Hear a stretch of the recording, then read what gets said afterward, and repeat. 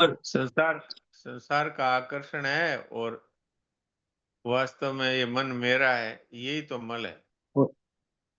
33वें में आया है कि मन की निर्मलता, हाँ चित्त की प्रसन्नता, हाँ। हृदय की निर्भयता हम्म। स्वास्थ्य के लिए अचूक औषधि है। यहाँ यहाँ स्वास्थ्य के भी दो मतलब है। एक तो अ, शरीर का स्वास्थ्य है और एक स्वयं स्थिति।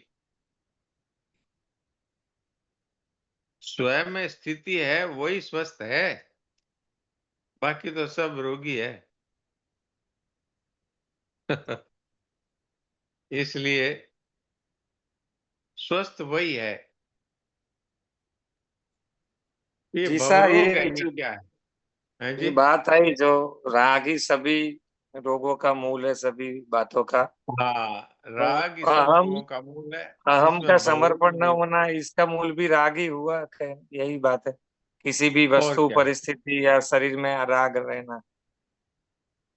और क्या, हमारा समर्पण तो संसार में है, तो परमात्मा से समर्पण कैसे होगा? हमने तो अपने आप को धन के समर्पित कर रखा है, मान बढ़ाई के समर्पित कर रखा है, तो फिर परमात्मा के लिए समर्पण कैसे होगा? कबीर मनवा एक है, भावे जहां लगाए, भावे हरि की भगति कर, भावे विषय कमाए। अब चाहे तो आप संसार को पसंद कर लो और चाहे परमात्मा को पसंद कर लो। ऐसा तो नहीं हो सकता कि मैं पति को भी चाहती हूँ और किसी दूसरे को भी चाहती हूँ। पति के स्थान पर किसी दूसरे का समावेश नहीं हो सकता। हाँ, पति के संबंध से सबके साथ हमारे संबंध है, लेकिन संबंध है पति के संबंध से ही। ये हमारे जितने भी संबंधी हैं, ये सब भगवान के हैं, इसलिए हमारे हैं बस। और हमारा स्वतंत्र रूप से कोई नहीं। तो प्रेम भी सिर्फ उनसे ही होगा।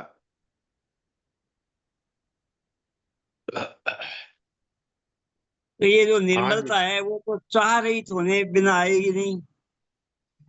हाँ, नहीं आएगी। ममता और कामना दो रहेगी, तब विकार उत्पन्न होंगे, और निर्मलता चित्त नहीं की जो आएगी। चित्त की प्रसन्नता वो किंचन वेदना नहीं आएगी। हाँ, चित्त की प्रसन्नता कैसे होगी बताइए? जिसके कुछ भी अपना है और जिसको कुछ भी चाहिए। अपना है उसके वियोग का भय, और जो चाहिए उसके न मिलने का दुख। तो अब बताइए, प्रसन्नता कहाँ से होगी? प्रसन्नता तो वो होती है कि जिसके कछु नहीं चाहिए सो साहन पति साह। जिसको कुछ भी चाहिए वो तो दुखी रहेगा। हम्म। ये तो एक सीधा सीधा सूत्र है, ये फार्मूला है। अगर किसी को दुखी होना है तो चाह ना कर लो बस। जी सा इससे एक बात तो स्पष्ट हो गई कि संसार को चाहने वाला कभी परमात्मा को प्रीत नहीं कर सकता, पर परमात्मा को जो चाहने वाला है वो संसार की सेवा करके मुक्त हो जाता है। हाँ, संसार से बिना कुछ चाहे सबके हित की दृष्टि से कार्य कर दो तो संसार से हमारा कोई संबंध नहीं रहेगा। और कुछ चाहेंगे तो संबंध जुड़ जाएगा। अब परिवार में भी, जैसे अब कोई बहू है, वो कितनी सेवा करती है। सास की भी सेवा करती है, पति की भी सेवा करती है, बच्चों की भी सेवा करती है, और सास ससुर की भी सेवा, सबकी सेवा करती है। लेकिन यदि वो इतना भी चाहती है कि मैं इतनी सेवा करती हूँ, एक बार भी इन्होंने नहीं कहा कि हमारी बहू बहुत अच्छी है, हमारी सेवा करती है, तो इतने में भी उसने अपना परमात्मा की प्राप्ति होती थी जिस चीज से, उससे वंचित हो गई।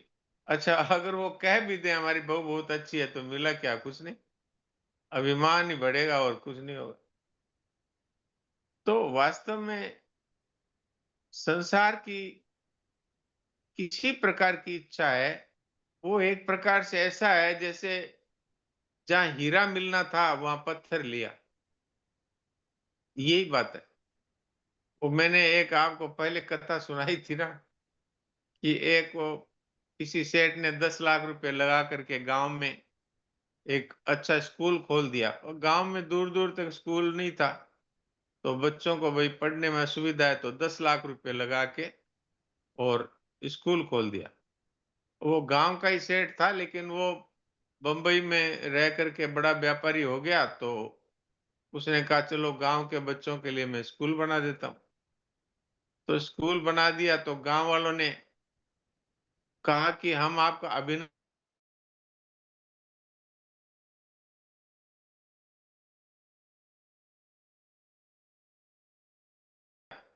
और फिर एक माला ला करके पहना दी। तो एक संत भी थे जो उस गांव के बाहर जंगल में रहते थे। तो फिर सभी लोगों ने कहा कि हम लोग मिल करके वो महात्मा जी का आशीर्वाद लेने चलते हैं। तो वो सेठ आगे आगे माला पहने हुए और पीछे पीछे गांव के लोग वहां जाकर के वो प्रणाम किया महाराज संतों को। तो गांव वालों ने कहा कि ये सेठ साहब हैं हमारे गांव के और इन्होंने 10 लाख रुपए लगा करके बच्चों के लिए स्कूल खोली है। तो आप कुछ फरमाइए। तो उन्होंने अब संतों के पास तो कोई ये नहीं है कि वो रुपयों के गुलाम तो है नहीं। तो उन्होंने कह दिया बात तो सारी अच्छी है पर वो 10 लाख रुपए ये 5 रुपए की माला में खत्म हो गए।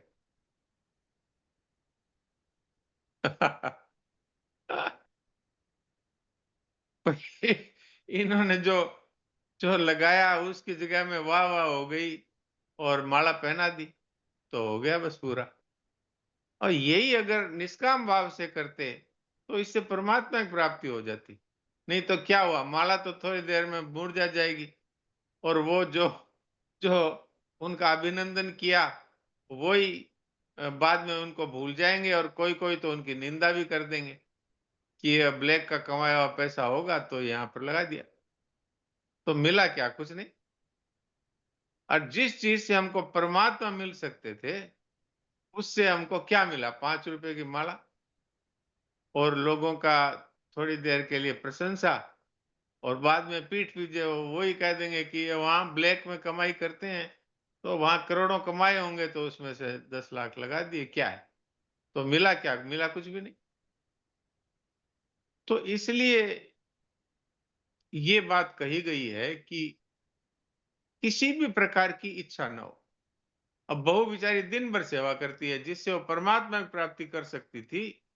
वो इस चाहना में वो रह गई कि मुझे अगर एक बार भी कह देते कि ये बहू बहुत अच्छी है हमारी सेवा करती है इतने में ही उसका गया। क्योंकि ये भी कामना है ना बड़ाई मिल जाए ये कामना है नाम की प्रशंसा है।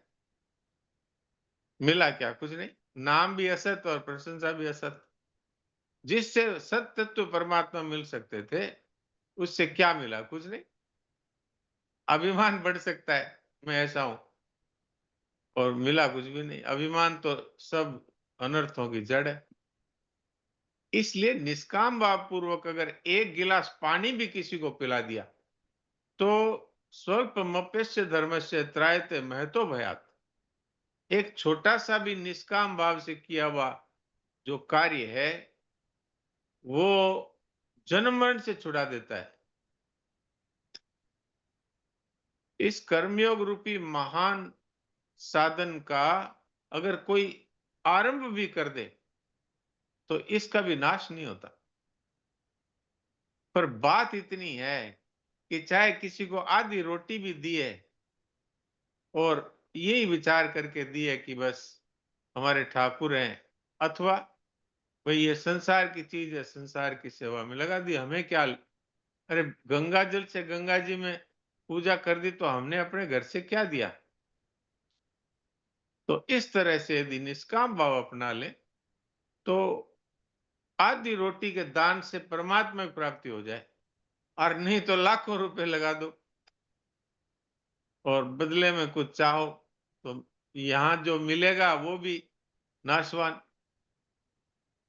और जिससे सत्य स्वरूप परमात्मा मिल सकते थे, उससे ये मान बढ़ाई और ये थोड़ा बहुत कुछ मिल गया, असत नष्ट होने वाला। तो बुद्धिमान मनुष्य कभी भी इसमें नहीं फंसता।